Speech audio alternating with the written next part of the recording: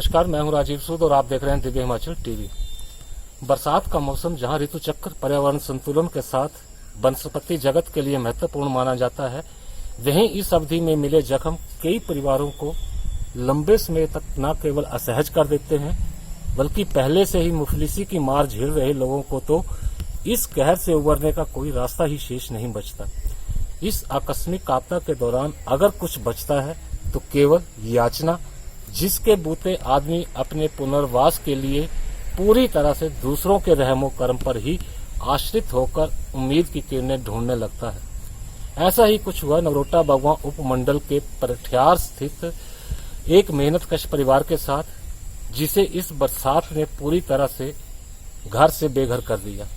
करीब 3 सप्ताह पहले पूरी तरह तबाह हो चुके मकान में रह रहे अपने 5 सदस्यों को मेहनत मजदूरी करने वाला रवि कुमार कब और कैसे दोबारा छत उपलब्ध करवा पाएगा, ये सोचकर ही वह सहर उठता है। मामला पठियार के वार्ड नंबर 5 का है, कस्बा पठियार जिसे कहा जाता है। गत 3 सप्ताह पूर्व एक बरसात में एक पुश्तैनी मकान जो है पूरी तरह से ढह गया, जिसमें एक परिवार के 5 सदस्य रहा करते थे। ये गनीमत रही कि दिन के समय ये हादसा हुआ जब परिवार के लोग घर से बाहर थे। भला हो उस समाज का जहां उनके एक करीबी रिश्तेदार ने इन 5 सदस्यों को रहने के लिए एक छोटा सा कमरा उपलब्ध करवाया है। 6 बाई 4 के इस कमरे में 5 आदमी कैसे अपनी रातें गुजार रहे होंगे, इसका अंदाजा आप उन तस्वीरों से लगा सकते हैं, जो तस्वीरें हम आपको लाइव वहां की दिखाएंगे। इस परिवार में एक रवि कुमार, उसकी पत्नी, एक 70 वर्षीय उसकी बुजुर्ग मां तथा 2 बच्चे जो हैं वो इस मकान में इस एक छोटे से कमरे में रहने के लिए मजबूर हुए हैं।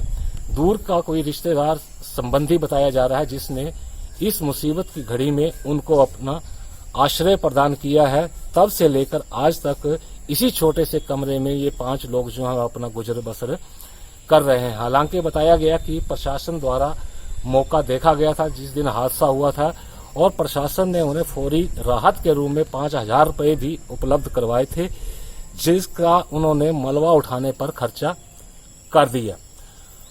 इसी दौरान एक दानी सज्जन द्वारा उन्हें एक तरपाल भी उपलब्ध करवाया गया था, जिससे मकान के दूसरे ढांचे को ढका गया है, जो कि उसके दूसरे भाई का है। क्योंकि ये पुश्तैनी मकान था तो वो 5 मरले में से 2.5 मरला जो है वो एक परिवार के पास था और 2.5 मरला जगह जो है वो दूसरे परिवार के साथ ही दोनों के मकान जो है जो कमरे बांट कर हिस्से में आए थे, दोनों एक साथ लगते थे।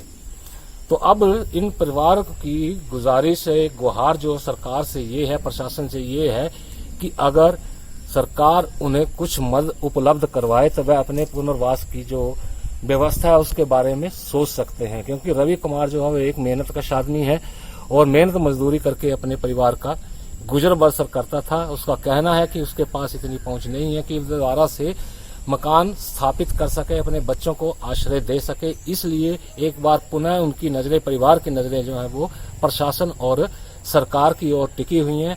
आइए हम आपको दिखाते हैं वो तस्वीरें कि किस हाल में ये 5 सदस्यीय परिवार जो है वो इन दिनों अपना गुजर बसर एक छोटे से कमरे में कर रहा है, जिसमें बच्चे पढ़ते हैं, जिसमें बूढ़ी माँ भी उनकी सोती है, स्वयं भी सोते हैं, और उसी में अपना रसोई घर जो है वो उसी कमरे में चलाए हुए हैं।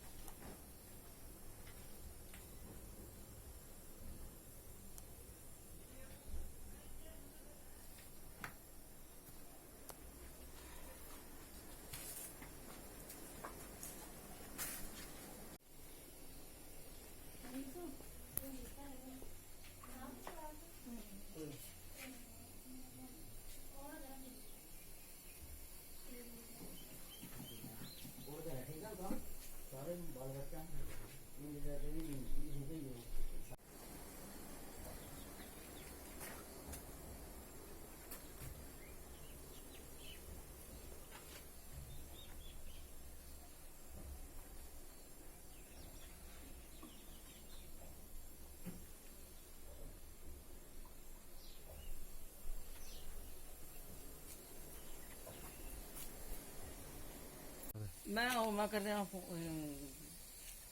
जाना मैंने ग्रुप पे, मेरा भतीजा भी है ना।